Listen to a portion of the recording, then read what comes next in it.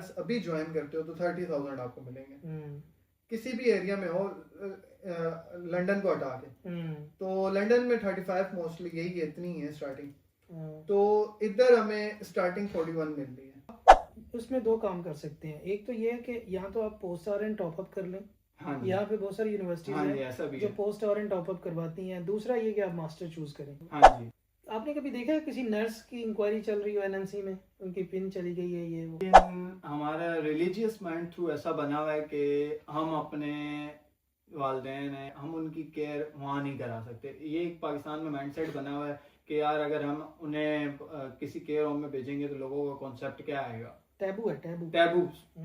Class fellow तो सब सारे इधर बैठे हुए हैं, ये कुवैत बैठे हुए हैं, कनाडा में हैं, ठीक है। लेकिन आपने बैचलर किया हुआ शायद। हाँ, मैंने बीएसएन किया। मैं यही कहूँगा काफी अच्छी फील्ड है, इसमें आगे बढ़ते रहें और हिम्मत नहीं हारनी आप लोगों ने अपनी मेहनत जारी रखनी है। अस्सलाम वालेकुम everyone, hope you are all fine, welcome back to this channel again.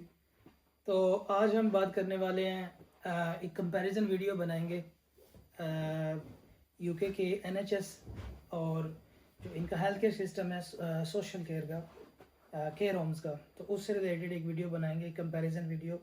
एक एग्जांपल लेंगे मलिक अरसलान साहब की, जो इन्होंने दोनों सेक्टर्स के अंदर बराबर काम किया, लेकिन ऐसा है कि उन्होंने एनएचएस में ज़्यादा टाइम नहीं स्पेंड किया, लेकिन केयर होम्स में ज़्यादा टाइम स्पेंड किया। अराउंड 6 to 7 मंथ्स उन्होंने काम किया, तो फिर उसके बाद वो केयर होम्स में चले गए थे। तो आज हम उनसे उनकी जर्नी के बारे में बात करेंगे और फिर एक कंपैरिजन वीडियो बनाएंगे दोनों के प्रोज एंड कॉन्स क्या हैं, रिस्क क्या हैं, बेनिफिट्स क्या हैं, कैसे शिफ्ट करते हैं, जॉब अपॉर्चुनिटीज़ कहाँ पे ज़्यादा हैं। फिर वो बात करेंगे कि अगर हम ये जो सिस्टम है पाकिस्तान में रेप्लिकेट करें तो उसके लिए उसकी क्या रेपरकशंस हैं और उसके लिए क्या चीज़ें रिक्वायरमेंट्स हैं, क्या प्री रिक्विजिट्स हो सकते हैं और क्या इश्यूज हो सकते हैं। तो चलते हैं सबसे पहले मलिक अरसलान साहब के पास। तो मलिक साहब कैसे हैं आप? ठीक हैं? मैं अल्हम्दुलिल्लाह ठीक। आप सुनाएं? बड़ा अर्सा हो गया आपसे मुलाकात किए हुए। बस तो यही जॉब के सिलसिले में बिजी है। बहुत आप जो है ना शिफ्टें मार रहे हैं आजकल बहुत पैसा छाप रहे हैं। यहाँ पर आगे और मुबशीर साहब क्या करेंगे? यही करने आए हैं पाकिस्तान हाँ जी, में, बिल्कुल।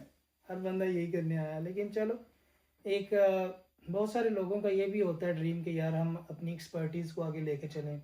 जी जी बिल्कुल। हम नर्सिंग को आगे लेके चलें। ज़ाहिर है हर बंदे का डिफरेंस है, लेकिन आपने बिल्कुल सही बात की कि जो पैसा है वो बहुत मैटर करता है। ज़रूर तनख्वाह मैटर करती है। हाँ जी। तो अरसलान साहब, आपसे एक लंबी डिटेल में बात करेंगे। जी ज़रूर। आप एक छोटा सा इंट्रोडक्शन दें, फिर उसके बारे में अपने बारे में बताएं, कहाँ से कैसे। इंशाल्लाह ज़रूर। First of all myself Malik Arsalan Ahmad. I was born in Karachi but currently living in Islamabad, so that's it. अच्छा, तो नर्सिंग कहाँ से की आपने? अच्छा, एक्चुअली नर्सिंग मेरी कराची से ही थी। मेरा स्कूल ऑफ नर्सिंग था Karachi king school of nursing, वहाँ से मैंने नर्सिंग की थी 2018 में। Then after my nursing I start my post basic specialisation and then I have passed my specialization in intensive care unit in 2020. अच्छा, 2020 में? हाँ जी, राइट। 2020 में स्पेशलाइजेशन के बाद then move forward to Islamabad. अच्छा, माशाल्लाह माशाल्लाह। तो उधर आपने डिप्लोमा किया, डिप्लोमा के बाद आप? हाँ जी, डिप्लोमा के बाद फिर मेरी स्पेशलाइजेशन थी 1 साल की। राइट। स्पेशलाइजेशन किस में की? आईसीयू में। आईसीयू में? हाँ जी। वाह जी वाह। और ये आप आगा खान में काम करते रहे? एक्चुअली आगा खान में जो था as a health care assistant मैंने जॉब की थी with nursing. After my first year 1 साल के बाद ही फॉर एग्जांपल मैंने ज्वाइन कर लिया था आगा खान 2017 में। देन आगा खान मैंने 3 ईयर किया है as a health care assistant, but I have a good experience in AKU। Very nice. क्योंकि पाकिस्तान में अगर देखा जाए तो चंद एक ही JCI से एक्रेडिटेड हॉस्पिटल्स हैं। हाँ जी। एक शिफा हो गया, एक ये है, इसके अलावा और में 1-2 है। हाँ, मेरा विदाउट JCI ये किसी ऐसे हॉस्पिटल में एक्सपीरियंस नहीं है। Alright alright, well done well done. इसके you. अलावा ये आपने जो स्पेशलाइजेशन और इसके अलावा कोई स्टडी आपने की वहाँ पे? वहाँ पर स्टडी नहीं की थी, वहाँ से फिर बस ज्वाइन कर दिया था, जैसे आपने कहा पैसे की बात। अच्छा, शिफा को ज्वाइन कर दिया था, कुछ फैमिली सपोर्ट भी चाहिए थी, तो फिर मैं इस वजह से स्टडी को मैंने कंटिन्यू किया। ऐसा नहीं था कि स्टडी कर नहीं सकते थे, स्टडी बिल्कुल कर सकते थे, लेकिन मैंने उस चीज़ को फोकस नहीं किया स्टडी को फर्दर। लेकिन फिर आगे अपने गोल बनाए कुछ, कि मूव फॉरवर्ड करना है कहीं एक वेल नोन कंट्री में। हाँ, तो मैं असल में ये पूछना चाह रहा हूँ कि बहुत सारे जो हमारे नर्सेज हैं वो इसलिए डिसार्ट हो जाते हैं कि जी हमने तो डिप्लोमा किया हुआ है, हमें कहाँ पे जॉब मिलेगी, क्या होगा। तो ये एक जीती जाती एग्जांपल है जो नहीं, ऐसा नहीं है कि आप क्या कहते हैं कि आपने डिप्लोमा किया हुआ है तो आपको लाजमी BSN की ज़रूरत है किसी भी कंट्रीज़ के लिए जाए, चाहे वो UK हो, चाहे वो USA हो, चाहे वो ऑस्ट्रेलिया हो, किसी भी ऐसी कंट्री। अगर आपने डिप्लोमा भी किया हुआ है तो आप अप्लाई कर सकते हैं, आप वहाँ पर एज अ जॉब के लिए ज्वाइन कर सकते हैं, ऐसा कोई। राइट नहीं, बहुत अच्छा है, आपने अप्लाई किया एंड यू केम फॉरवर्ड। उसके बाद आपने कहाँ से एक्सपीरियंस किया? देन 2020 में मैंने ज्वाइन किया था। तो वैसे आप कराची से इधर क्यों आ गए, इस्लामाबाद? अच्छा, कराची से इस्लामाबाद आने का मेन मकसद था बेसिकली मेरी जब एज ए स्टूडेंट था मैं, तो मेरे फादर की डेथ हो गई थी 2017 में। Then basically I belongs from Chakwal, so फिर थोड़ा मामलात ऐसे होते हैं कि क्या कहते हैं, आपको लाजमी जानना पड़ता है कि बड़े थे? हाँ, मैं घर का बड़ा था, तो फिर इस वजह से मैंने बेहतर ये समझा कि मुझे इस्लामाबाद मूव हो जाना चाहिए। और उस वक्त कराची के हालात भी थोड़े बेहतर नहीं थे, तो ये बेहतर समझा कि इस्लामाबाद एक अच्छा इन्वायरमेंट है रहने के लिए। राइट। तो इस्लामाबाद इसलिए मूव करके था, वरना तो मेरे पास एक अच्छा ऑप्शन था अगर मैं AKU कोई कंटिन्यू करता एज अ रजिस्टर्ड नर्स। ये बहुत सारे शिफेट्स लोग हैं जो शिफा के पढ़े हुए हैं, ग्रेजुएट हैं, वो AKU को प्रेफर करते हैं, वहाँ पे काम करते हैं, थोड़ा एक्सपीरियंस लेते हैं, देन दे गो फर्दर। तो आप वहाँ से इधर आए, ये एक नई हमारे लिए चीज़ है। हाँ जी। तो कैसा रहा यहाँ पे शिफा में, एक्सपीरियंस कैसा रहा आपका? शिफा में एक्सपीरियंस अच्छा था, बट शिफा और आगा खान को अगर कंपेयर करें तो वो शिफा उस लेवल का हॉस्पिटल नहीं है जिस लेवल का आगा खान है। उनके पास लॉट ऑफ अपॉर्चुनिटीज़ हैं, उनकी अपनी यूनिवर्सिटी है, बट शिफा के पास भी अब ऑप्शंस हैं, लेकिन उनके पास इतनी स्पेस नहीं है कि वो इतना बड़ा एनवायरनमेंट बना सके। AKU is a big hospital, you know, but experience अच्छा है। दोनों JCIE सर्टिफाइड हॉस्पिटल हैं, तो मुझे कोई ऐसी मुश्किल नहीं आई कि सेम रूल्स हैं, हाँ, ऐसा कोई इशू नहीं आया। लेकिन जब शिफा मूव किया था उस वक्त ये था कि फैमिली नहीं थी, एज अ बैचलर रह रहे थे, वो थोड़ा एक नया एक्सपीरियंस था, लेकिन वो भी अच्छा गुजरा काफ़ी। देन आफ्टर 1 ईयर मैंने फैमिली को भी मूव कर दिया था कराची टू इस्लामाबाद, तो ये काफ़ी अच्छा रहा। कोई बड़ी बात है, बड़ी बात है, आप इतना मुश्किल नहीं हुआ। नहीं, बहुत बड़ी बात है ये फैमिली को साथ लेके चलना। हाँ जी। और फादर की आपने बोला कि डेथ हो गई है, हाँ, फर्दर आपने सारे काम किए, फैमिली के आपके छोटे बहन भाई को, हाँ जी, ये एक काफ़ी इमोशनल चीज़ है। लेकिन बट अगर आप भी स्ट्रांग रहो सब कुछ कर सकते हैं। Has to go on, yes. तो उसके बाद आपने, मैं ये एक क्वेश्चन है, बल्कि पहले ही पूछना चाहिए था आपको, ये क्वेश्चन मैं हर किसी से करता हूँ, जो भी मेरे पास आते हैं, नर्सिस हों या जो भी हों, आउट ऑफ प्रोफेशन हो, कोई और हो, आपने नर्सिंग क्यों चूज़ की? अच्छा, ये भी एक मुश्किल आपने सवाल पूछ लिया है। एक्चुअली ये काफ़ी इंटरव्यू में भी मेरे साथ सवाल हुआ है, तो ये एक डिफरेंट टॉपिक पे चला जाता है। I have pass my intermediate in pre engineering. अच्छा, प्री इंजीनियरिंग? हाँ, actually I want to choose like engineering field, but after my intermediate actually मेरे फादर का जो कॉन्सेप्ट था वो ये कहते थे तूने नर्सिंग कर ले।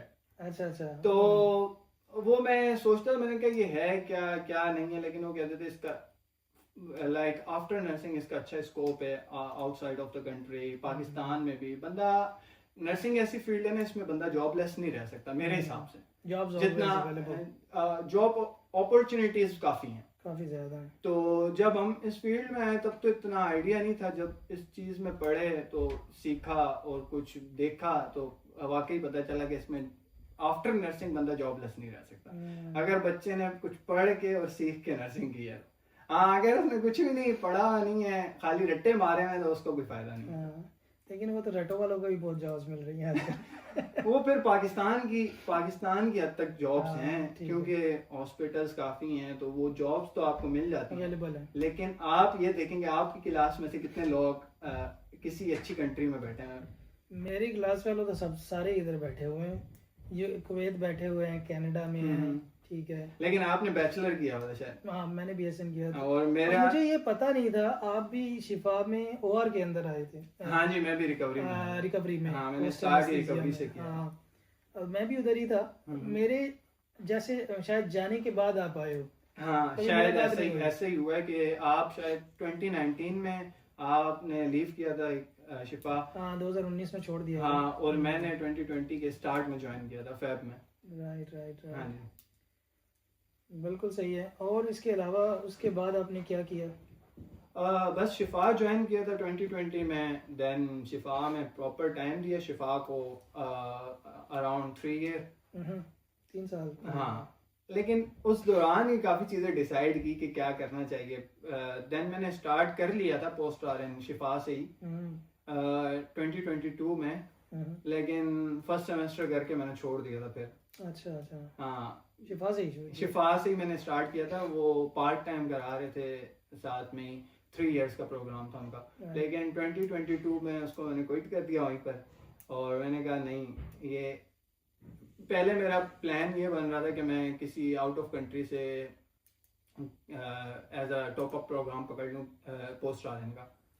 तो मैंने काफ़ी जगह ऑस्ट्रेलिया भी अप्लाई किया था, UK भी अप्लाई किया था, लेकिन उस टाइम पे एडमिशन लेना काफ़ी हार्ड हो रहा था। एक IELTS मैंने कर लिया था, लेकिन एडमिशन लेना थोड़ा सा काफ़ी मसला बन रहा था। फिर मुझे कुछ मेरे फ्रेंड्स ही थे, आपके भाई भी हैं। हाँ बिल्कुल। हाँ, उन्होंने थोड़ा गाइड किया कि हम ये प्रोग्राम नहीं तो कुछ और भी कर सकते हैं। असल में आपके भाई ने भी, हम दोनों ने एक साथ ही अप्लाई किया था। इकट्ठे आए। हाँ, इकट्ठे ही अप्लाई किया था, ऑस्ट्रेलिया भी और UK भी। सही सही। तो उसका काफ़ी हद तक एडमिशन हो भी गया था, वो आपको पता होगा। तो फिर ऐसा है कि ऑफर लेटर्स आ गए थे। ऑफर लेटर्स के बाद कैश आने में थोड़े से मसले हो रहे थे, ये वो। फिर देन CBT किया, और देन NMC अप्लाई किया, और देन इधर आ गए हम मेन मकसद जो आज की वीडियो रिकॉर्ड करने का वो ये था कि आपका जो एक्सपीरियंस है UK के अंदर उस पर बात करें। हाँ जी।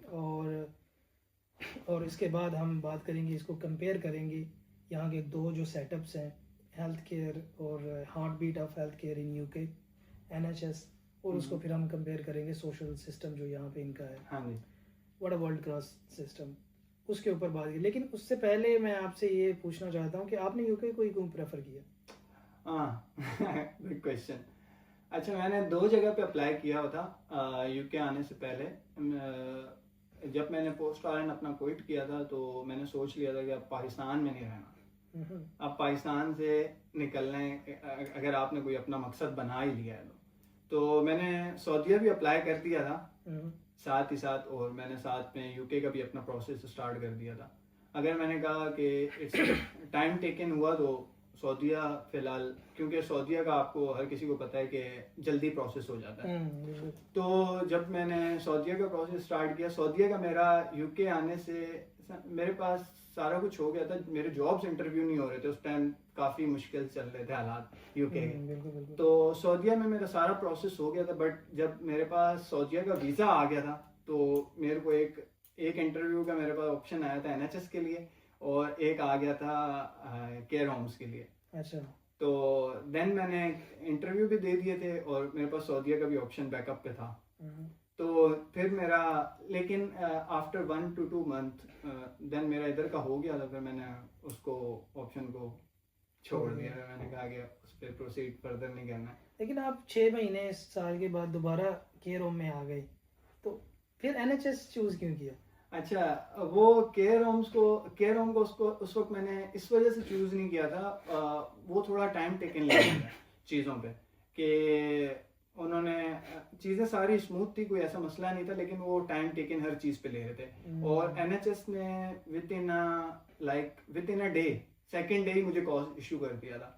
तो उस मैंने कहा टाइम पे मैं आपको बताता हूँ, उस टाइम पे बेशुमार लोग आए थे हाँ जी 2020 और 21 के बाद या 2020 में ही। हाँ जी। और मैं बट वो हमारे टाइम पे मैं 2023 में आया हूँ, तो उस वक्त समझो लास्ट बैच ही था। अच्छा अच्छा। हाँ, हमारे बाद शायद 1 से 2 बैच और आए होंगे, उसके बाद बिल्कुल स्टॉप कर दी थी एनएचएस ने रिक्रूटमेंट। अभी भी रिक्रूटमेंट बंद है। हाँ, अभी भी बहुत रिक्रूटमेंट सारे बंद है। लोगों लेकिन का मैं stand है इस वहाँ चीज़ पे। पे एक गाइड करना चाहूँगा, ये जो जितने भी पाकिस्तान में नर्सेज बैठे हुए हैं, आईएलटीएस किया हुआ है, शायद सीबीटी की हुई है, ऑस्की की हुई है, ये मायूस ना हो। लेकिन इस एक और प्रोसेस भी है, अगर आप थोड़ा सा एक्सपेंस आपके पास है या आप बेयर कर सकते हैं, तो जैसे आपने चूज किया था मास्टर प्रोग्राम, अगर वो मास्टर प्रोग्राम के तहत यूके आ जाए तो जॉब आपको 100% हाँ, job मेरे मिल हिसाब से जाती है। 100% आपको मिल फिर जाती उसमें है। ये है कि जो 7 आइल्स उधर भी चाहिए, 7 आइल्स आपको वहाँ हाँ भी जी चाहिए। हाँ जी आप उसमें 2 काम कर सकते हैं। एक तो ये है कि यहाँ तो आप post R N top up कर लें,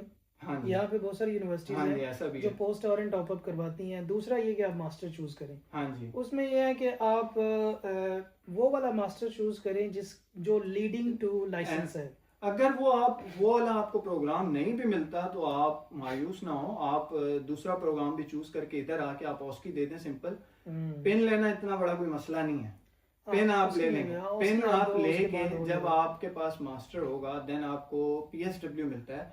अगर आपको कोई जगह स्पॉन्सरशिप ऑफर नहीं भी कर रही, आप पीएसडब्ल्यू के उनके साथ एज अ रजिस्टर्ड नर्स काम करें, definitely after 1.5 year they will sponsor you. Malak साहब अभी पीएसडब्ल्यू भी नहीं मिल रहा ना। नहीं, रिसेंटली आपको 1.5 ये ईयर जब से का गवर्नमेंट चेंज हुई है ना इस टाइमर के टाइम से, उससे पहले जब ऋषि सुनक था तब तो देन बेशुमार दुनिया बिफोर आपको 2 ईयर का पीएसडब्ल्यू मिलता था, आप 1.5 ईयर अभी का हमारे साथ एक अगर roommate है। अभी भी आप 1.5 ईयर का ले लेते हैं तो is not a bad option. Still not a bad option, but again वही है कि असल जो लोगों का मकसद होता है आईएलआर तक पहुंचना, तो वो जरूर आपका पहुंचेंगे। अगर 4 आप साल एज में वेस्ट हो जाते हैं। अगर आप एज अ नर्स जॉब कर रहे हो, definitely you get your ILR. हाँ बिल्कुल।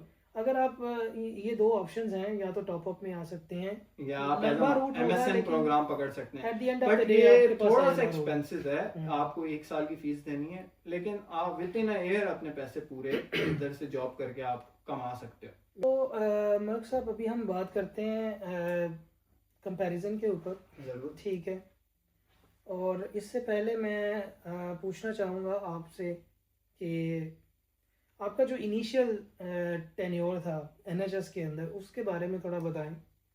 वो भी काफी अच्छा था, लेकिन एनएचएस में जो आपको मेन इशू आता है वो जॉब स्ट्रेस आपके ऊपर बहुत है। एनएचएस में वर्किंग फ्रेंडली नहीं है। आप अगर आप जॉब पे जा रहे हो तो आपने मेंटली प्रिपेयर होके जाना है। तो मुझे ये हम बात करते हैं ये जो आपका इनिशियल टेन्योर था, जैसे कि आप कौन से हॉस्पिटल में आए? अच्छा, मैंने ज्वाइन किया था कैंट में हॉस्पिटल है एनएचएस मिडवे हॉस्पिटल, उसे ज्वाइन किया था। काफी अच्छा रहा था इनिशियल टाइम, क्योंकि वो आपको काफी टाइम देते हैं उसके लिए, ट्रेनिंग्स होती रहती हैं मल्टीपल्स। तो मेरा टाइम तो तकरीबन इसी में गुजरा था।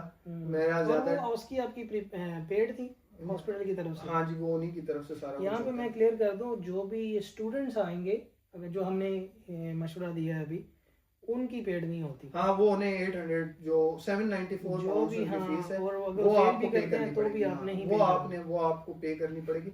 But it's not bad, you know.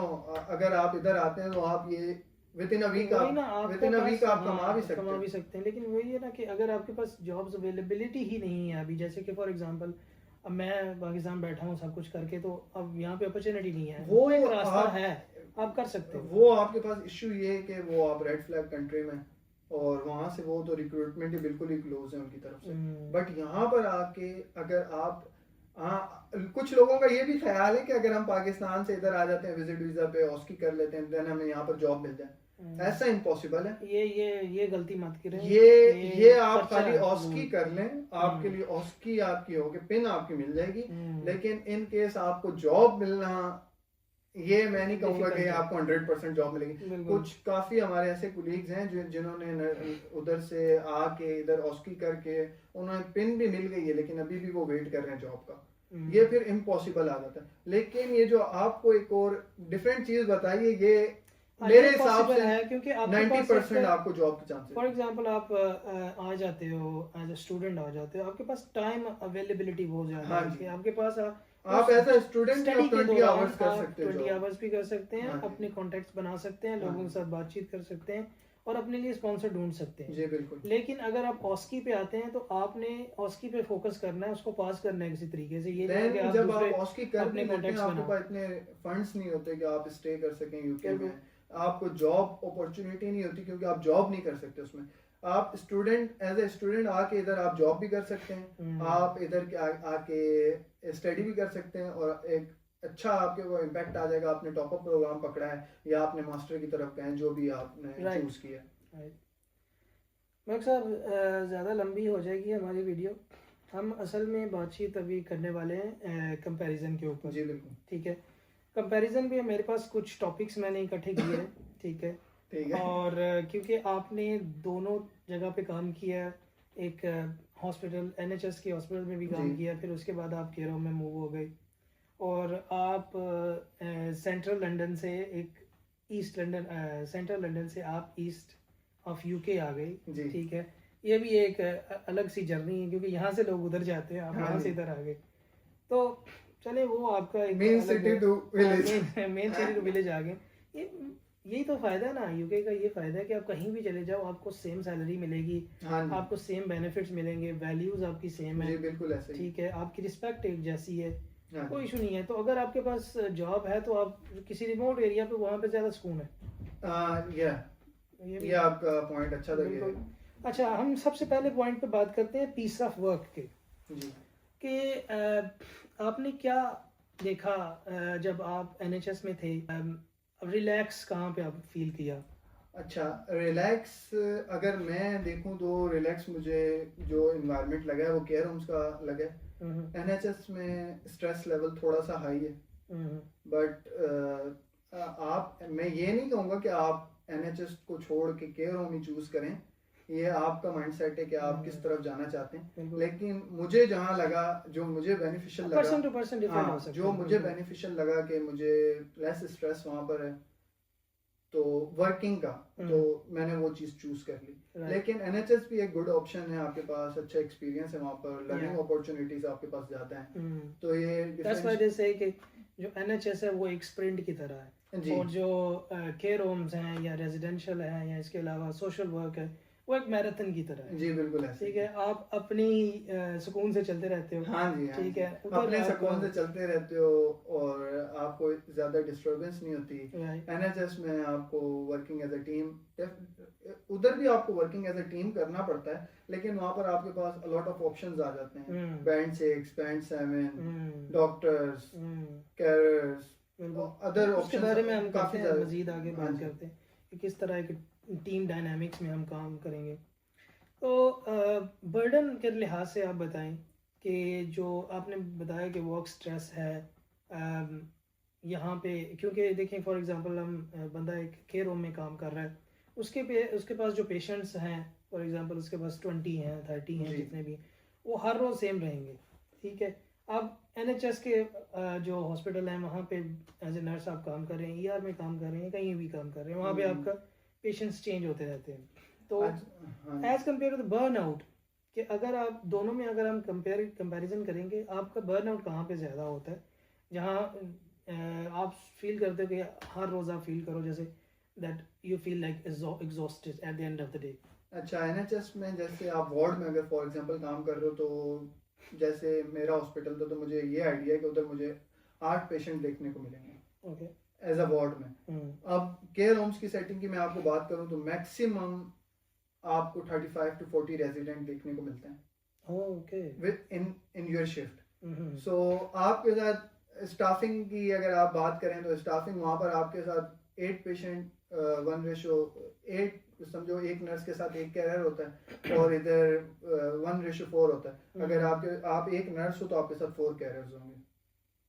अच्छा, ये मैं आपको नाइट रूटीन बता रहा हूँ क्योंकि मैं बेसिकली नाइट शिफ्ट करता हूँ, तो वहाँ की मैं आपको डे रूटीन बता रहा हूँ, तो वहाँ नाइट में भी सेम ही होता है, बट यहाँ की मैं नाइट रूटीन बता रहा हूँ। और अगर डे रूटीन देखी जाए यहाँ पर तो 1 to 6 हो जाता है। डे में 6 कैरियर्स, 1 नर्स, और नाइट में 1 one Nurse nurse and 4 carers. 4 carers. 4 carers. So burn out अगर देखा जाए तो बर्न आउट मैं कहूँगा एनएचएस में जाता है, वहाँ स्ट्रेस जाता है। आपके पास काफी लोग होते हैं, आपके पास डॉक्टर आएगा ये कर लो, कोई और आएगा ये कर लो, कुछ ये, इधर आपने अपने हिसाब से देखना है, और उधर रेगुलर बेसिस तो नहीं कहूँगा, but with in a week patient आपका चेंज हो जाता है। इधर लॉन्ग टर्म शायद 1 ईयर आपका सेम ही पेशेंट रहा है, आपको उसकी रूटीन पता होती है, आपको उसकी फर्दर नीड्स पता होती हैं, आपको डिफरेंट चीजों का उसके बारे में आइडिया हो जाता है, ऑलरेडी पता होता है। हाँ, stress level already stress level कम हो जाता है बिल्कुल उस लिहाज से। सही सही। चलें, ये तो चीज़ ठीक है। अगला मेरा पॉइंट वो ये है कि जो हॉस्पिटल्स हैं उनकी केयर में और जो रेजिडेंशियल होम्स हैं उनकी केयर में क्या डिफरेंस है? वहाँ पे हम एज ए क्लिनिकल केयर ज़्यादा हम कर रहे होते हैं, यहाँ पे होलिस्टिक केयर है, कि उसके बारे में आप थोड़ा बताएं डिटेल में कि क्या आपकी दोनों की केयर में क्या डिफरेंस आपको फील हुआ? हॉस्पिटल केयर में आप देखा जाए तो उधर आपके पास मल्टीपल स्पेशलिटीज होती हैं, फॉर एग्जांपल डायबिटिक नर्स, हर किस्म की स्पेशलिटी का आपको नर्स मिल जाता है। उधर चीज़ें मज़ीद आसान हो जाती हैं। फॉर एग्जांपल आप कह सकते हैं अगर आपको किसी चीज़ के लिए भी किसी को रिव्यू कराना है या कुछ भी करना है तो वो आपके पास इजीली चांसेस हैं अवेलेबिलिटी के। और मैं ये नहीं कहूँगा हॉस्पिटल में केयर अच्छी नहीं होती, हॉस्पिटल में भी केयर अच्छी हो सकती है, लेकिन जो आपकी केयर होम सेटिंग्स में होती हैं, केयर होम सेटिंग्स में वही पेशेंट होते हैं जिन्हें नर्सिंग की केयर की नीड्स होती है। अगर तो वो नर्सिंग केयर की उनको नीड ना हो तो वो फिर डिफरेंट केयर होम्स में शिफ्ट कर दिए जाते हैं, जैसे रेजिडेंशियल होम हो गए या फर्दर होम्स हो गए, डेमेंशिया होम, वहाँ पर नर्सेज की ज़रूरत नहीं होती, वहाँ पर कैरर्स ही उन्हें मैनेज कर रहे होते हैं। तो जिन्हें फॉर एग्जांपल नीड होगी, किसी की ड्रेसिंग की नीड है, किसी को पॉलीकैथेटर केयर की नीड है, for example nursing care needs आप जितनी भी हैं वो इसमें इन्वॉल्व कर दें। तो दोनों साइडों पे देखा जाए तो उस हिसाब से हॉस्पिटल के हिसाब से हॉस्पिटल में जो केयर हो रही है वो मैं उन्हीं चीज़ों को प्रेफर करूँगा। फॉर एग्जांपल जो पेशेंट हम केयर होम्स में ट्रीट नहीं कर सकते, definitely we will shift to the hospital. Okay, अब मतलब ये है कि क्योंकि हॉस्पिटल में एक जो क्लिनिकल सेटअप है वहाँ पे वेरी लिमिटेड केयर है किसी भी एक चीज़ की, जो केयर होम है वहाँ पे पूरे एक होलिस्टिक केयर है, हर उसमें डिफरेंट डिजीज के पेशेंट होते हैं हमारे पास। बट हॉस्पिटल में क्या होगा कि आपके पास सेम एक वार्ड होगी, जेरिएट्रिक वार्ड है तो उसमें समझो ओल्ड एज पीपल होंगे, गैस्ट्रोएंटरोलॉजी फॉर एग्जांपल आपके पास कार्डिक हो गया, आप ईआर में काम कर रहे हैं, आपके पास एक बंदा आता है जी डायरिया के साथ आ गया, आपने उसको थोड़ा सा ट्रीट किया, अगर आपसे हुआ तो ठीक है, नहीं तो आप सेंड कर दिया शिफ्ट कर देते और उन वार्ड वालों ने उसको कोई और इशू हो गया अगले वार्ड में सेंड कर दिया, तो वो एक स्पेसिफिक केयर की डिपार्टमेंट। हम लोग सारी चीजों को देख रहे हैं। अगर आपके पास आता है तो वो हो सकता है डिमेंशिया के साथ है, लेकिन काफी डिजीजेस हो सकते हैं, डिमेंशिया हो गया, तो आपने वो सारी चीज हमने वो ट्रीट करना है। राइट। मगर साहब नेक्स्ट जो हमारा कंपैरिजन है वो है ऑटोनॉमी एंड डिसीजन मेकिंग। आप क्या समझते हैं कि जो डिसीजन मेकिंग है, एक नर्स आप 40 बेड का जो नर्सिंग होम है वो अकेला बंदा चला रहा है, जी बिल्कुल, क्या बात है इसमें है ओके, पाकिस्तान में नर्स को कुछ नहीं समझते, ठीक है? नहीं, यहाँ पर आपको ऐसा नहीं समझा जाता कि आपके पास राइट्स नहीं है, आपके पास लॉट ऑफ राइट्स हैं। डॉक्टर भी आपसे कभी कभार एडवाइस ले लेता है, बिल्कुल, आपने क्या करना है, राइट, आपका क्या डिसीजन होगा अगर आप यहाँ पर इस पेशेंट को देख रहे हो। वही मेरा क्वेश्चन ये है कि आपने जब दोनों में काम किया अलग अलग, डिसीजन मेकिंग में आपको क्या लगा, एनएचएस और जो केयर होम है वहाँ पे सेटअप कैसा था, आपको कहाँ का क्लिनिकल डिसीजन मेकिंग और आपकी ऑटोनॉमी या फिर, क्योंकि अगर हम बंदे को ऑटोनॉमी ना दें, ये नर्स को ऑटोनॉमी ना दें कि उसको उसकी मर्जी से काम नहीं करने देना, तो वो काम ठीक नहीं होता।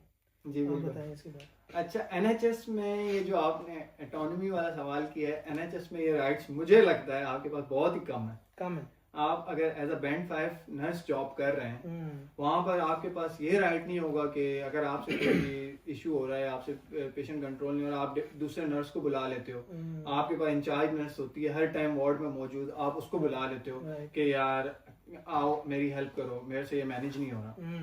But in care home setting it's totally different. क्योंकि यहाँ पर आपको 40 रेजिडेंट हैं, आप ही ओवरऑल इंचार्ज हो, आप ही टीम लीडर हो, आप ही के पास सारे राइट हैं कि आपने क्या है डिसीजन लेना है। अगर हमें फर्दर एडवाइस भी चाहिए होगी, अगर हम डॉक्टर को कॉल पे लेते हैं या कुछ भी करते हैं, तो वहां पर भी डॉक्टर हमसे सवाल कर रहा होता है कि यार आपने क्या डिसीजन लेना है ऑन टाइम। फॉर एग्जांपल एक आपको मैं छोटी सी मिसाल ही दे देता हूँ, अगर आपसे कोई रेजिडेंट गिर गया, जी जी, फॉल हो गया, फॉल हो गया, आपने उसको उठाना कैसे है, या आपने उसको उठाना भी है या नहीं उठाना है, ये आपने उसका रिस्पेक्ट फॉर्म देखना है, रिस्पेक्ट CPR फॉर्म करना है, देखना है, नहीं 100 देना, मामला ठीक है। देखेंगे। हाँ वो हाँ। आपने देखना है कि यार मैं इसको उठाऊं नहीं उठाऊं। इन केस अगर आपने उठा लिया फॉर एग्जांपल, और उसने तो कहा आपकी पेन ये मसले में आ जाती है, इश्यूज हो जाते तो हैं। डिसीजन पावर जो है वो केयर होम में बहुत ज्यादा है आपके पास। ठीक है, एज कम्पेयर टू जो NHS हॉस्पिटल्स हैं वहाँ पे ऑटोनॉमी कम है नर्स की, जी बिल्कुल, यहाँ पे ऑटोनॉमी बहुत ऑटोनॉमी ज़्यादा है। ज्यादा। लेकिन आप क्या समझते हैं कि ये स्वॉर्ड विद टू एजेस नहीं है, कि अगर आप एज ए लोन वर्कर काम कर रहे हो जी, यहाँ पे आपके पिन जाने की भी चांसेस ज़्यादा है, क्योंकि आपके ऊपर कोई इंक्वायरी बैठ सकती है कि आपने ये हाँ काम जी, नहीं करना था कर दिया है, हाँ जी, या ये करना था नहीं किया। हाँ जी, ये आपके पास एक रिस्क है। रिस्क है आपका, ये कि आपके पिन जाने के चांसेस होते हैं अगर आप कोई मेजर मिस्टेक कर दें। माइनर मिस्टेक पे तो इतना मसला नहीं होगा, लेकिन अगर कोई मेजर आप रिस्क कर देते हैं, क्योंकि मैं भी कुछ ना कभी कभी केयर होम्स में काम करता हूँ। मैं मेंटल हेल्थ में भी काम किया, मैंने कम्युनिटी में काम किया, रेजिडेंशियल में किया, मैंने नर्सिंग होम्स में, NHS में, काफी अच्छा मैं तो हर जगह काम कर चुका हूँ। मैंने अक्सर देखा है कि जो केयर होम्स में कोई एल्डरली पेशेंट्स गिर गया, तो वो क्या करते हैं, उनको उठाते भी नहीं है उधर से, वो बहुत सारी चीजें इन्वॉल्व होती हैं, वो कॉल करते हैं, वो बहुत से नर्सेज ऐसे होते हैं जो अपने ऊपर रिस्क नहीं लेना चाहते, तो वो पैरामेडिक्स को कॉल कर देते हैं, आपके एम्बुलेंस क्रू को, वो आके फिर असेस करते हैं। लेकिन आपकी अगर असेसमेंट लेवल अच्छा है तो आप उनको असेस करके आप उठा सकते हैं, कोई आप पे इशू नहीं है, ब्लेम नहीं कर सकता कोई। हाँ, आपका अगर असेसमेंट लेवल ही नहीं है तो आप ये गलती ना करें फिर। राइट, तो वो मतलब ये कि अपने आप को सेव कर रहे होते हैं, इसलिए। हाँ जी, तो मैंने अक्सर देखा है, जब मैं 2020 में जब मैं इधर आया था, तब मैं केयर होम से स्टार्ट किया था एज ए बैंड 3-4 काम, हेल्थ केयर असिस्टेंट। तो पेशेंट्स अगर गिर गए हैं तो वो उठाते ही नहीं थे, उनको मतलब तकिया वगैरह दे देते थे, उधर ही सोने के लिए हर चीज, पानी शानी सब देन कॉल कर देते हैं कॉल एम्बुलेंस कर देते हैं। हाँ, वो ऐसे ही एम्बुलेंस होता पर है। वो डिपेंड करता है कि आपका पेशेंट लेकिन कितना ये ज्यादा। काफी, मैं ये जो मुबशिर साहब ने बात की, ये काफी ऐसा होता है जो रेजिडेंशियल होम्स होते हैं या जो डेमेंशिया होम्स होते हैं, ये वहाँ पर ऐसी चीजें। अगर आप नर्सिंग होम में ये जॉब कर रहे हैं ना एज अ नर्स, तो वहाँ पर आपको पहले खुद असेस करना है। अगर आपसे असेसमेंट नहीं हो पा रही, या आपको लग रहा है कि कोई फ्रैक्चर है, माइनर फ्रैक्चर है या मेजर फ्रैक्चर है, या कोई पेशेंट का कोई ऐसी इंजरी है कि आप उठाने से उसका रिस्क मजीद बढ़ सकता है, तो देन आप फॉर एग्जांपल उसकी कोई स्पाइनल इंजरी हो सकती है, नेक इंजरी हो सकती है, हेड इंजरी हो सकती है। फॉर एग्जांपल आपका तो उसका केस प्यूबिक फ्रैक्चर हो सकता है, हिप फ्रैक्चर हो सकता है। आपने कभी देखा है ऐसे नर्सेज, या ऐसे नर्सेज ही हो सकते हैं, जाहिर है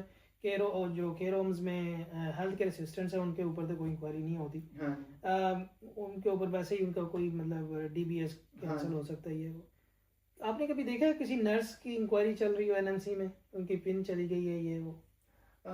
मेरे सामने तो ऐसा कोई केस फिलहाल आया नहीं है कि मैंने देखा। हाँ, लोगों से हम भी सुनते हैं कि ऐसा हो जाता है, तो ये वो मेजर यही होते हैं कि आपने कोई बहुत बड़ी मेजर मिस्टेक ही की हो। फॉर एग्जांपल एक बंदे का फ्रैक्चर है और आपने उसको हॉइस्ट करवा लिया हो, फॉर एग्जांपल ऐसी चीजें, ये तो आपको भी पता है कि अनएक्सेप्टेबल चीजें।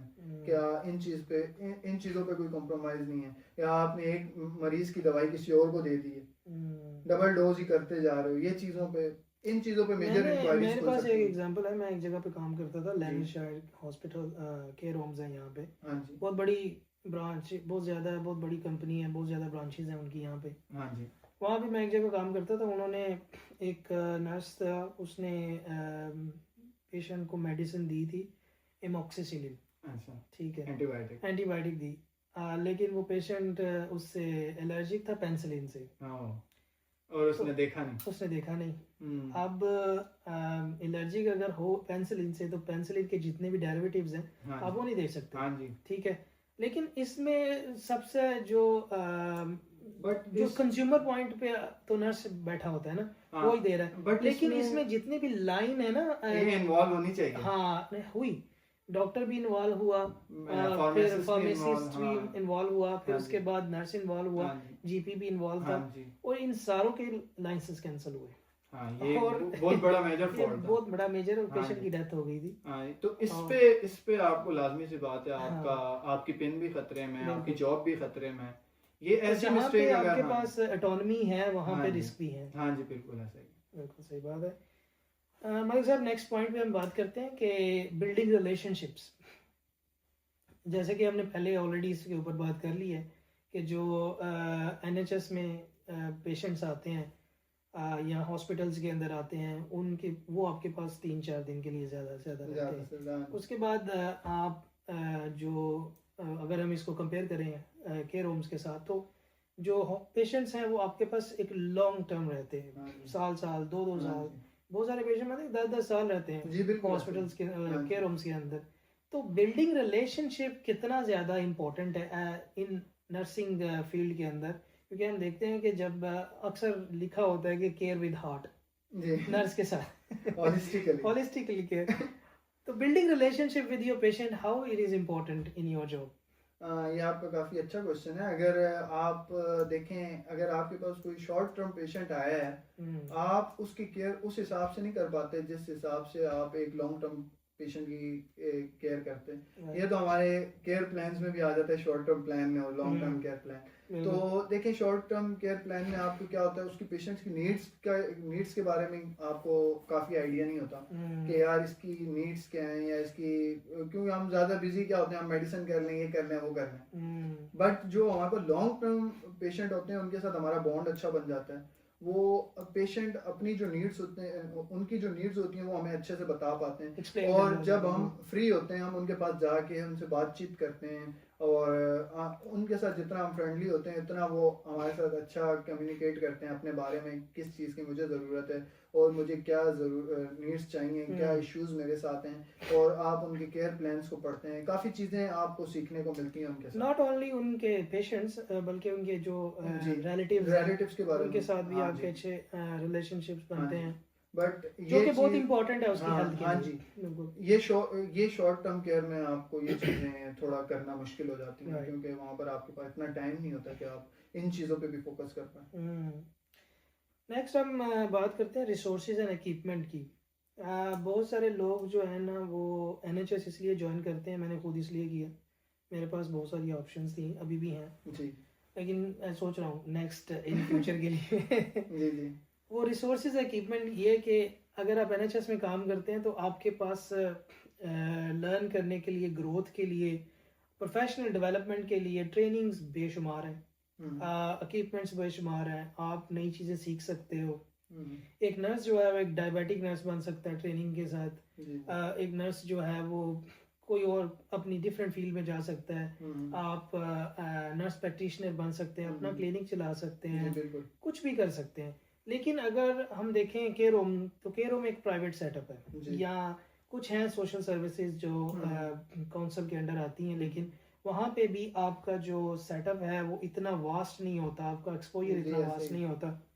तो आप इसके बारे में क्या कहते हैं कि इन दोनों में अगर देखा जाए तो किसको चूज करना चाहिए? अच्छा, अगर आपको अपनी प्रोफेशनल डेवलपमेंट को लेके आगे जाना है इसी फील्ड में, फॉर एग्जांपल, तो एनएचएस को मैं ज़्यादा प्रेफर करूँगा कि एनएचएस में लाइक ट्रेनिंग्स के काफ़ी आपको मौके मिलते हैं आगे फर्दर स्टडीज़ के। आप फर्दर स्टडीज़ के लिए वो लोग आपको सपोर्ट करते हैं, और उनकी ऑन गोइंग ट्रेनिंग्स काफ़ी होती रहती हैं अगर आप एनएचएस में, जैसे एनएचएस को ज्वाइन करते हैं और उनके साथ लॉन्ग टर्म रहते हैं।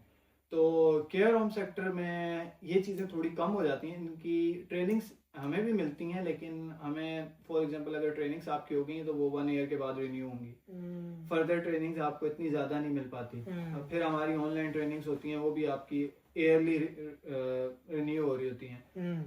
इसमें ये है कि आप एज अ नर्स से डायरेक्ट आप एज अ डिप्यूटी मैनेजर बन जाते हैं और देन आप as a manager care home को लीड कर सकते हैं। But in NHS you have a lot of options. मतलब यहाँ पे कह सकते हैं कि आपकी ग्रोथ दोनों में है, लेकिन वो डिफरेंट एस्पेक्ट्स के साथ। हाँ जी, हाँ जी, यहाँ पे ग्रोथ है कि आप अपने प्रोफेशन को आगे लेके जाएं, यहाँ पे ग्रोथ डिफरेंट है, आप मैनेजर बन सकते हैं जी, ठीक है, और मैनेजमेंट साइड पे मैनेजमेंट साइड पे जा सकते हैं। राइट।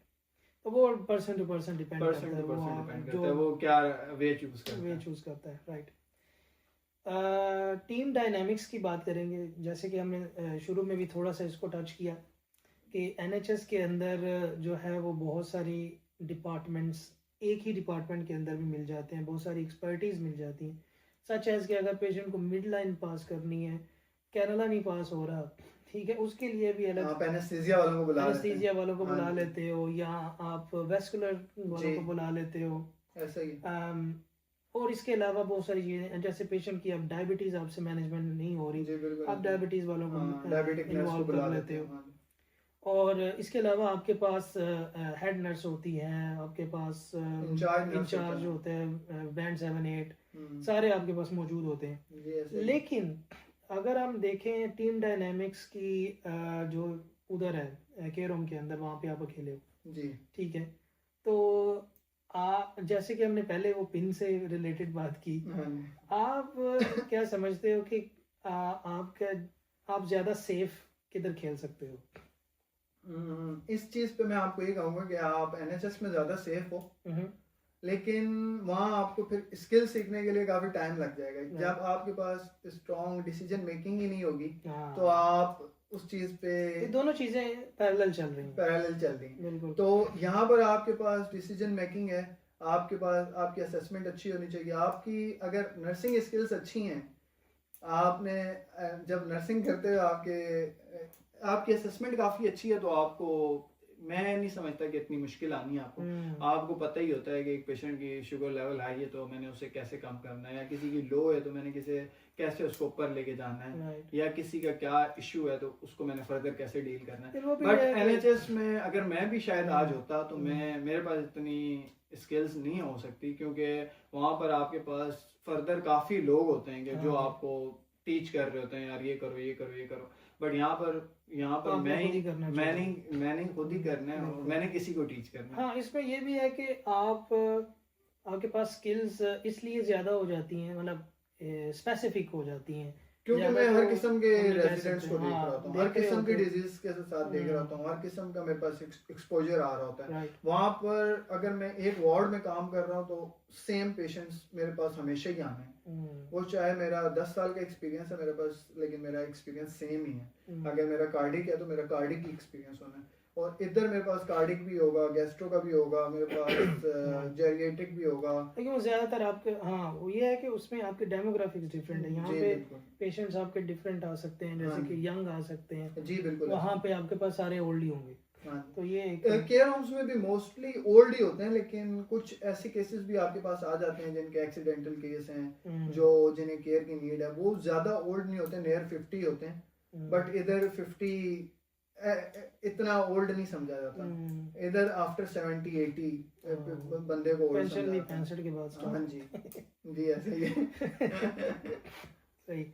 अच्छा, तो मतलब ये कि NHS जो है एक टीम डायनामिक्स पे काम करता है। बिल्कुल, वहाँ पे बहुत ज्यादा लोग होते हैं थोड़ा काम करने के लिए, तो आपको लर्निंग अच्छी होती है उसमें। मैं ये नहीं कहूँगा कि आपको लर्निंग के मौके नहीं है, लर्निंग के आपको अच्छे मौके हैं अगर कोई सीखना चाहे तो।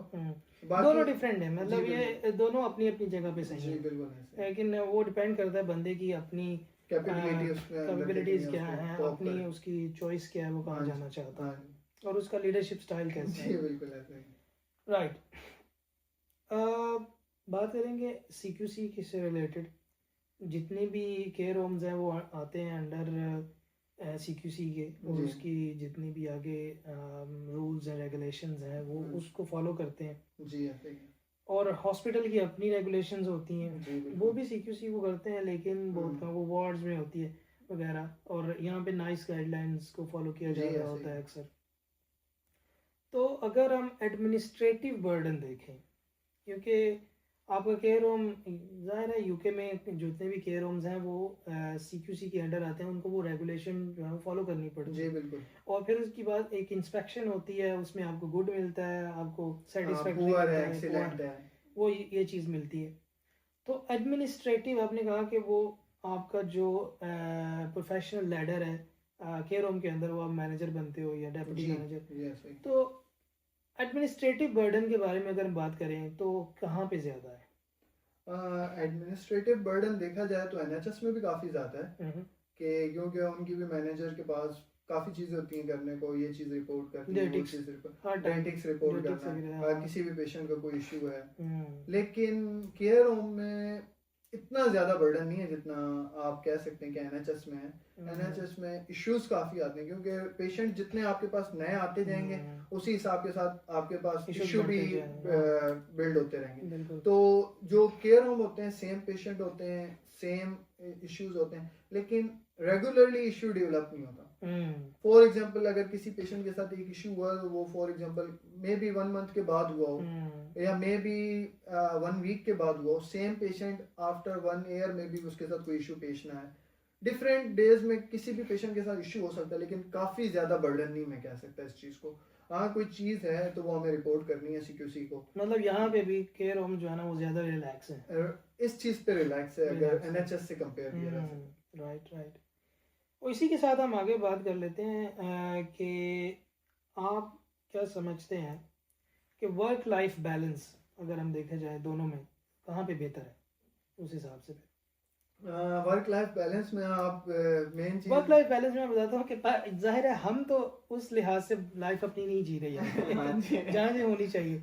अब मैं आपको बताता हूँ कि वर्क लाइफ बैलेंस से मेरा क्या मुराद है, वो ये है कि हम अपनी फैमिली को भी टाइम दें, ठीक है, हम अपना कुछ सपोर्ट खेलें, क्रिकेट खेलें, बैडमिंटन, कुछ भी उसके लिए टाइम निकालें, स्विमिंग करें, ठीक है, अपने आप को वक्त दें, अपनी कोई हॉबी है वो करें, ठीक है। मतलब मैंने देखा है कि अक्सर जो नर्सिस जो पाकिस्तानी हैं या किसी और कंट्री से आए वो यहाँ पे बस शिफ्टों पे शिफ्टें लगे होते हैं, हाँ जी। ठीक है। उनसे ये अगर मैं क्वेश्चन करूँ कि वर्क लाइफ बैलेंस क्या होता है तो शायद पता ही ना हो। हाँ जी। तो उस हिसाब से बताएंगे क्या बैलेंस किस में क्या बेहतर है? दोनों साइडों पे कंपेयर किया जा सकता है, लेकिन जब मैं अपनी शिफ्ट पे फॉर एग्जांपल जाता हूँ, मुझे NHS में जब मैं जा रहा होता तो तब मेरा स्टार्टिंग टाइम भी था, हर कोई वो स्ट्रेस में होता है और आज शिफ्ट पे जाना है तो क्या मसला होगा, ये नहीं हो कुछ नहीं हो। लेकिन कंपेयर अगर किया जाए तो मेरे हिसाब से ये care home setting stress level इतना नहीं है। कभी कभार आपकी शिफ्ट बहुत बिजी चली जाती है, कभी कभार बिल्कुल ही आपकी शिफ्ट रिलैक्स होती है, कोई इशू ही नहीं आता। कभी कभार आपके 2-3 रेजिडेंट ज्यादा सिक भी हो जाते हैं, कोई इशू भी आ जाता है। लेकिन अगर कंपेयर किया जा सके तो आप अदर एक्टिविटीज को साथ लेके चल सकते हैं बहुत अच्छे तरीके से।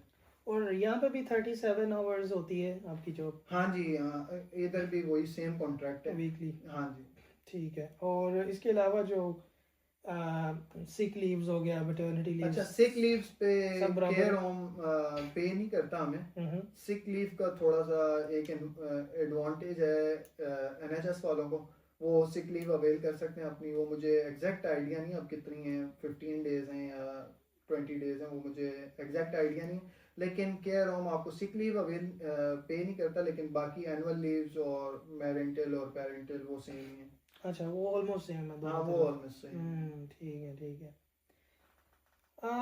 मतलब साहब मेन चीज़ उसके ऊपर बात करेंगे, लेकिन उससे पहले मेन चीज़ हमारी सैलरी है जी। जो सबसे बड़ी जो अट्रैक्शन है जी। हर बंदे के लिए। और उसके ऊपर हम बात करने से पहले एक बात करते हैं, यूके में अभी तक पब्लिक परसेप्शन जो है नर्स की जो केयर होम में काम करता है और NHS में जो काम करता है डिफरेंट है जी। ठीक है। आप यह समझते हैं कि मैंने अक्सर देखा है कोविड के बाद भी न्यूज़ में NHS बोल रहा था, और हर जगह यहाँ पे ड्राइव करते हुए जाओ तो लिखा होता है कि save the NHS, we love you NHS, इस तरह। तो कभी किसी ने ये नहीं लिखा होगा we love you care home. तो आप क्या वो डाउनग्रेड फील करते हो? आपकी परसेप्शन क्या है, आप पब्लिक के परसेप्शन को कैसे देखते हैं? नहीं, ऐसा मेरे साथ तो कभी भी वाकया पेश नहीं आया, लेकिन हाँ देखें, जो हॉस्पिटल होते हैं, कोई भी अगर हेल्थ केयर प्रोफेशनल है, वो उधर जॉब कर रहा है, डेफिनेटली उसे एडवांटेज ही होगा ये बिल्कुल, चीज़। हाँ। तो अगर कोई ऐसा मोटिवेशन है ना। हाँ मोटिवेशन है, तो हाँ। वो क्योंकि स्पेसिफिक इदारे ही उस चीज़ के लिए, हेल्थ केयर के लिए। हम्म। हाँ, केयर होम्स में हमें किसी आज तक, जैसे किसी के रिलेटिव्स होते हैं, पब्लिक होती है, फॉर एग्जांपल किसी ने ये इसमें डी ग्रेड में मुझे कभी फील नहीं हुआ इस चीज़ में कि किसी अच्छा। ने ये बात कही हो, या मैंने कभी ऐसा सुना आपको हो। महसूस नहीं होता नहीं, इसमें? maybe in values, other same country, respect. but in UK, You don't feel like that. I don't feel like that literally. Very good, very good. क्योंकि मैंने अक्सर देखा है कि जो केयर होम्स के नर्सेज हैं, उनको इतना अप्रिशिएट नहीं किया जाता। एक्चुअली मैंने जहाँ तक देखा है कि जो NHS में 5 to 10 ईयर सर्विसेज कर लेते हैं, वो देन मूव होते हैं केयर होम्स के अंदर। केयर होम्स के अंदर। बट इधर मेरा सिस्टम ही कोई डिफरेंट था कि मैंने बहुत अर्ली ज्वाइन कर लिया था, क्योंकि आई वांट रिलैक्स नाउ, सो इसलिए चूज किया था। और केयर मोस्टली जो होता है, जो जब वो नर्सेस थक जाते हैं NHS से, तो देन चूज करते हैं रिलैक्स के लिए केयर होम्स। हाँ, वही ना जो हमने पहले बात की और कि मैराथन की तरह सैलरी आप slowly steadily you win the race. सही है, बिल्कुल। अब मेरे एक लास्ट क्वेश्चन से पहले ये है कि अगर फॉर एग्जांपल आपने दोनों तरफ काम किया, कोई एक ऐसी स्किल या ऐसी बेस्ट प्रैक्टिस जो आप कहते हैं कि वो NHS के पास है और केयर होम में नहीं है, और केयर होम के पास है NHS के नहीं है, तो वो क्या हो सकती है दोनों को आप बैलेंस करने के लिए? NHS के पास तो मैं ऐसा कुछ नहीं कह सकता कि नहीं है उनके पास। अच्छा। उनके पास बहुत कुछ है, a lot of resources हैं, Right. हर चीज़ है उनके पास। मैं ऐसा कुछ नहीं कह सकता उनको किसी चीज़ की ज़रूरत है और वो उस चीज़ को अवेल नहीं कर सकते। वो हर चीज़ ही अवेल कर सकते हैं। उनके पास a lot of training opportunities नहीं, कोई ऐसी चीज जो बेस्ट NHS पे हो रही है लेकिन यहाँ पे नहीं है, ट्रेनिंग्स कह सकते हैं। यार मैं इस चीज़ पे ट्रेनिंग्स को NHS को एडवांटेज दूंगा, केयर पे मैं ज़्यादा एडवांटेज केयर होम को दूंगा, होलिस्टिक केयर। होलिस्टिक केयर की वजह से इस चीज़ पे, क्योंकि NHS में पेशेंट ज़्यादा होते हैं, तो और स्टाफिंग रेशियो कम है, तो इस वजह से उस हिसाब से केयर नहीं हो पाती। इधर केयर एडवांटेज ज़्यादा है केयर रेजिडेंट्स को केयर होम्स में। तो बाकी तो NHS तो ऑलमोस्ट सेम ही है, ऑलमोस्ट तकरीबन सेम ही है। फाइनली मालिक साहब बात करेंगे सैलरी के ऊपर क्योंकि जो NHS में बैंड 5 पे जो बंदा काम करता है, वो स्टार्ट करता है, समटाइम्स उसको 5-5 साल लग जाते हैं बैंड 5 पे ही, ठीक है, ऐसा ही है, ठीक है। फिर उसके बाद स्टार्टिंग जो 28,000, अभी उन्होंने 31 और फिर जाहिर है वो अगर लंदन में आया तो उस हिसाब से 35 होगी, लंदन में होगा तो 35, लेकिन उसके एक्सपेंसेस भी उस हिसाब से ज्यादा हो जाते हैं, ज्यादा होते हैं। तो वो कंपेयर अगर किया जाए तो सैलरी आपकी 30 ही है। हाँ, अगर वो बैंड 6 पे जाता है 2,000 बढ़ जाते हैं, बैंड 7 पे जाता है 3-4 हज़ार बढ़ जाते हैं, इस तरह 40 हो जाएगी, 40 हो मैक्सिमम। तो यहाँ पे केयर होम में कोई वो नहीं है, हायरार्की नहीं है, नर्स है बस, ठीक है, यही नर्स है, ठीक है। उसके बाद डिप्टी मैनेजर है और मैनेजर है, लेकिन वो दोनों जो है वो नर्स होना या ना होना जरूरी नहीं है। जी ऐसे वो MBA करके आ सकते हैं, वो कुछ भी, बस उनको नर्सिंग केयर होम की ये रिक्वायरमेंट होती है कि आपका नर्स होना लाजमी है, लेकिन रेजिडेंशियल और डेमेंशिया केयर होम्स हैं, उनकी ऐसी कोई रिक्वायरमेंट्स नहीं। उन्होंने कोई लेवल 5 इधर की एजुकेशन है, वो अगर किया हुआ है तो वो आप एज एन मैनेजर जॉब कर सकते हैं। तो इन दोनों की सैलरीज बताएं। सैलरीज को अगर कंपेयर किया जाए तो जैसे मुबशिर साहब ने अभी आपकी अपनी सैलरी क्या है? मैं भी बताता हूँ। जैसे आपने बात की कि अगर आप एज अ नर्स अभी ज्वाइन करते हो तो 30,000 आपको मिलेंगे, किसी भी एरिया में हो, लंदन को हटा के, तो लंदन में 35 मोस्टली यही इतनी है स्टार्टिंग, तो इधर हमें स्टार्टिंग 41 मिल रही है। क्या बात है। हाँ जी आप तो बैंड 8 चलो नहीं, 7 की तो सैलरी। हाँ जी, सैलरी का जो बैंड 7 NHS के अंदर कम से कम 5-6 साल लग जाते हैं लोगों को पहुंचते पहुंचते। इधर सैलरी जो है वो आपकी स्टार्टिंग से ही काफी हाई है, 41 वेरी गुड।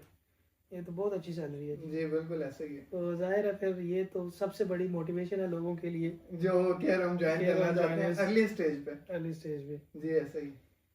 तो इसके अलावा वो बताएं कि अपॉर्चुनिटीज कितनी हैं केयर होम्स में आजकल यूके के अंदर।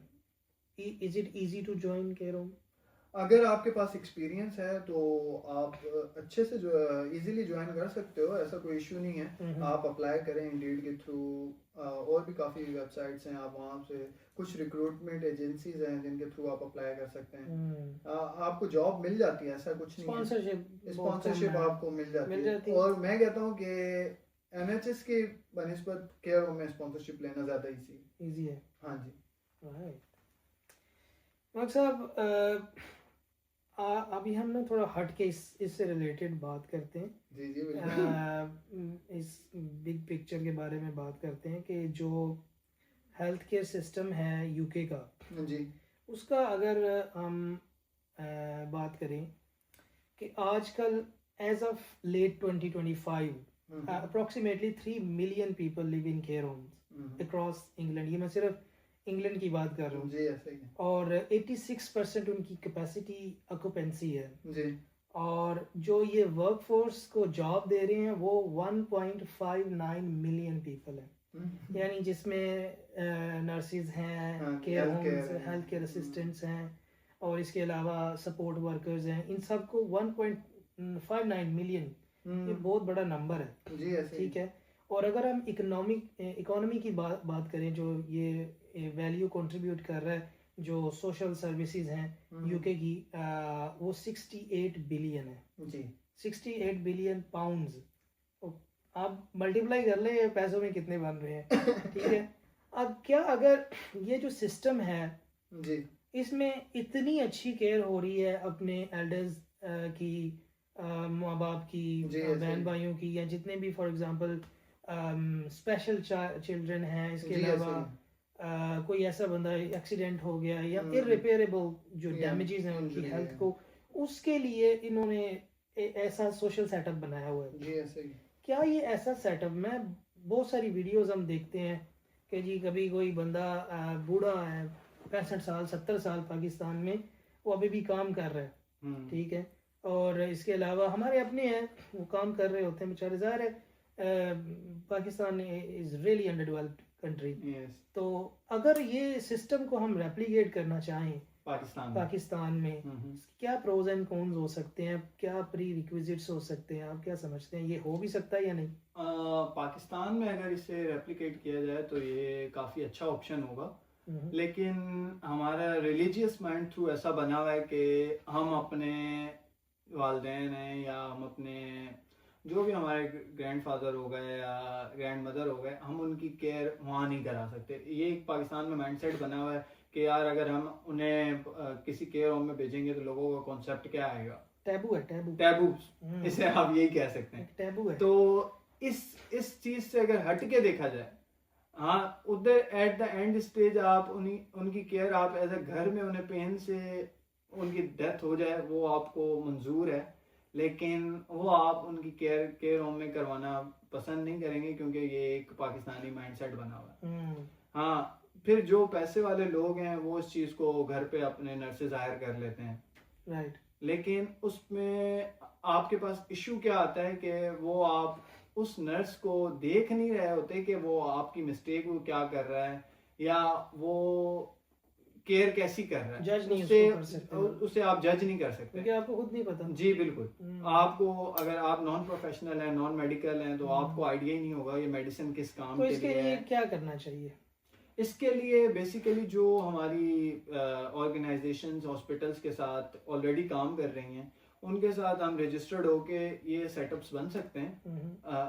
मेरे हिसाब से अगर कोई इस चीज़ पे अमल करना चाहे या काम करना चाहे, ये बहुत अच्छा ऑप्शन है पाकिस्तान में, और इस चीज़ को लोग फर्दर परस्यू भी करेंगे कि इस चीज़ पे काम हो सकता है और ये एक नई इन्वेंशन होगी। मेरे नज़र से एक रिसर्च गुजरी थी कुछ देर पहले, उसमें बताया गया था कि 43 मिलियन पीपल पाकिस्तान के अंदर ऐसे होंगे 2000 बाय 2050 मैं आपको एक छोटी सी 43 मिसाल दे मिलियन देता लोग हूँ जो हैं जी, वो ऐसे ओल्ड ही। हो जाएंगे एट दैट टाइम, तो हमारे लिए आपका कोई ऐसा सिस्टम फॉर हमारे पास एग्जांपल नहीं है। आपकी कम्यूनिटी हुई भी है, हम्म, वो जो आप उसकी केयर करवा रहे हैं हॉस्पिटल में वार्ड में, वो काफी एक्सपेंसिव है। हम्म, बट अगर वही पेशेंट की केयर, क्योंकि वो लॉन्ग टर्म पेशेंट होता है, हम्म, उसको अगर आप फर्दर डिस्चार्ज करा दें, वार्ड वाली केयर आप केयर होम में भी कर सकते हैं उसकी। बिल्कुल। तो अगर आप फर्दर उसको डिस्चार्ज करा के केयर होम में रखते हैं तो वो आपको लेस एक्सपेंसिव भी इसके पड़ेगा। बेनिफिट्स ये भी है ना कि आप जो ऑलरेडी एक क्रिपल्ड सिस्टम है फिर हमारा आपका हॉस्पिटल्स का, फिर वो आपका उसके ऊपर से बर्डन कम हो जाएगा। फिर अगर आप अपने बच्चों को हॉस्पिटल में नहीं लेके जा सकते,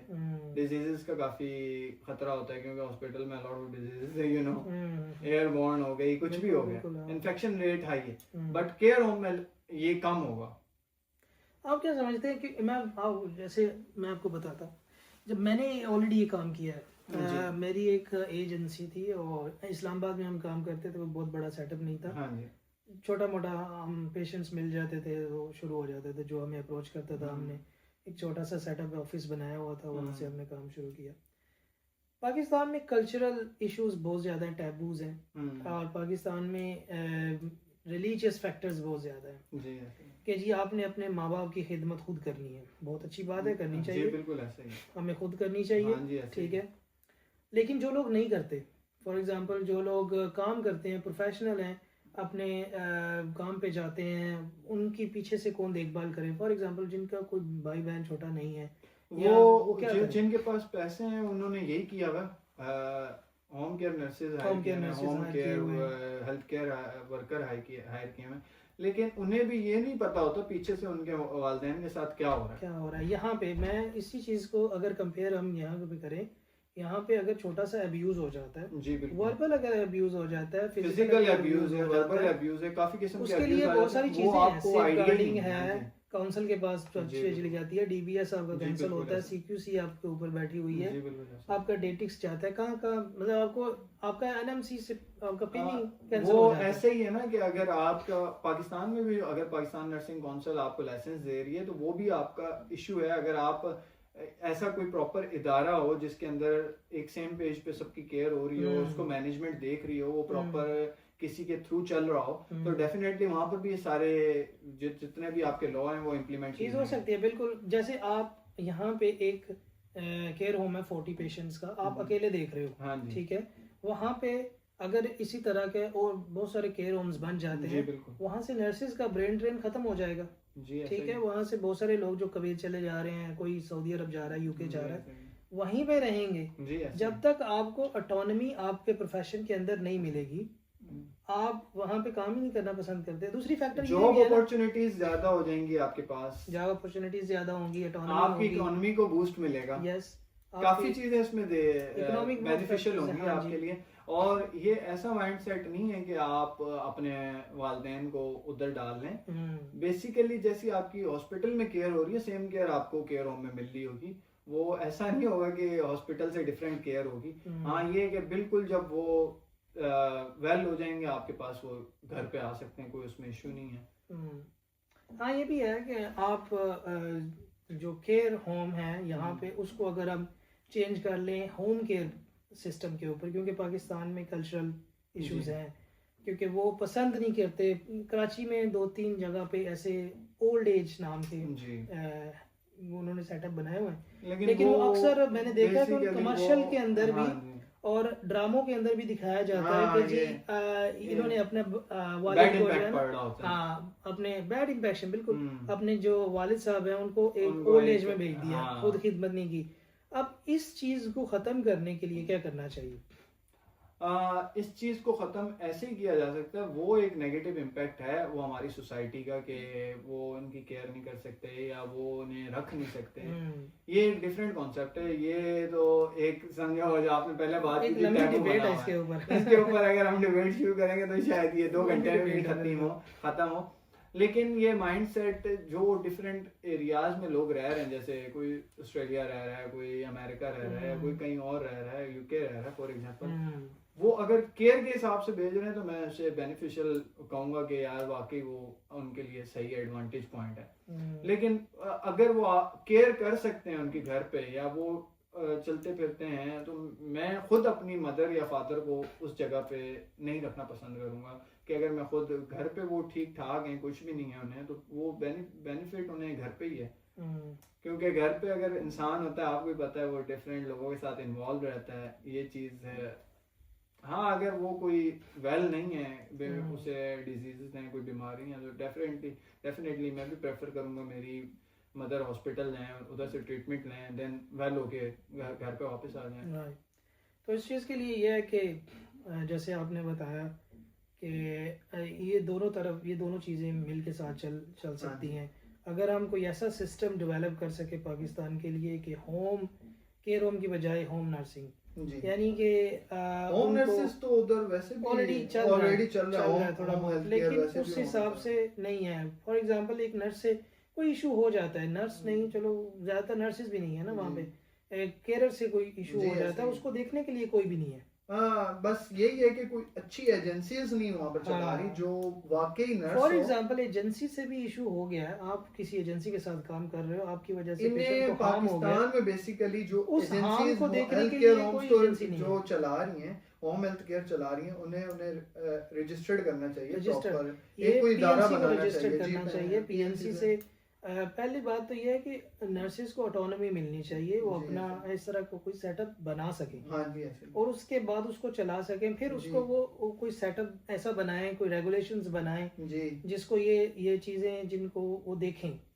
अगर किसी को से कोई हार्म हो गया है तो वो पेशेंट जो है वो रिपोर्ट कर सके। हॉस्पिटल्स ने ये शुरू किया है, जैसे शिफा ने भी, जब मैं वहाँ से छोड़ रहा था, उन्होंने भी होम हेल्थ केयर शुरू की थी। फॉर एग्जांपल किसी पेशेंट को आईवी केयर नीड है या किसी को पॉलीकैथेटर केयर नीड है, वो तो असल में उन्होंने, मैं बताता हूँ आपको उन्होंने क्यों शुरू किया। उन्होंने ना असल में अपना जो हॉस्पिटल का जो बेड कैपेसिटी है उसको बहुत कम फर्दर कर दिया, उसको कम करने के लिए उन्होंने यहाँ इंक्रीज भी, जाहिर है पेशेंट आप उनके हॉस्पिटल रूम में, वो जिन्हें आईवी एंटीबायोटिक की नीड है वो उन्हें घर भेज देते हैं, तो इसी चीज को बर्डन को कम करने के लिए हम लोग उनको सेम पेज पे रखने के लिए केयर होम वो क्या कहते हैं बनाना प्रेफर करते हैं। बहुत शुक्रिया मलिक साहब आपका हमें टाइम देने के लिए, और मिलते रहेंगे इंशाल्लाह। लास्ट में अगर आप कोई पाकिस्तान में जो बैठे हुए नर्सेज हैं उनके लिए कोई बात करना चाहें। मैं उन्हें यही कहूँगा, एक काफ़ी अच्छी फील्ड है, इसमें आगे बढ़ते रहें और हिम्मत नहीं हारनी। आप लोगों ने अपनी मेहनत जारी रखनी है। देखो यार, मैंने भी ये नहीं सोचा था मैं यूके में बैठ के एक दिन जॉब कर रहा हूँ, तो ये किसी ने भी नहीं सोचा होता हमेशा, लेकिन आपने बस स्ट्रगल करनी है, सिला आपको इंशाल्लाह अल्लाह की ज़ात ऊपर बैठी हुई है जो देने वाली है। बिल्कुल, बहुत शुक्रिया sir, thank you so much sir.